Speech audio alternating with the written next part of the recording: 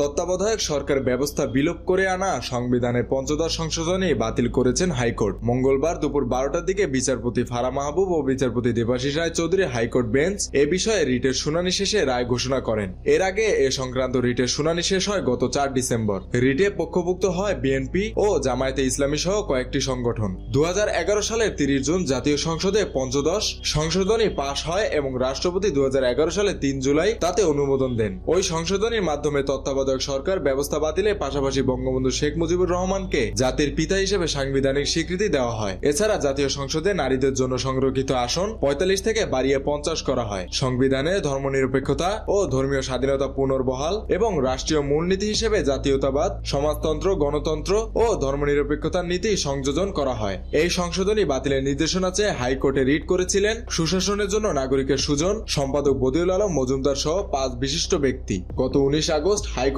Rule জারি করেন। সংবিধানের পঞ্চদশ আইন সংশোধনী আইন কেন সংবিধানের সঙ্গে সাংঘর্ষিক ঘোষণা করা হবে না জানতে চাওয়া হয় রুলে। পরে এই রুল সমর্থন করে সহায়তাকারী ইন্টারভেনার হিসেবে যুক্ত হন জামায়াতে ইসলামী সেক্রেটারি জেনারেল মিয়া গোলাম পরোয়ার, বিএনপির মহাসচিব মির্জা ফখরুল ইসলাম আলমগীর ও গণফোরাম। এছাড়া মোহাম্মদ মোফাজ্জল হোসেন নামের এক মুক্তিযোদ্ধাও রিট করেন। মেহেদী হাসান বাপ্পি, খুলনা গেজেট।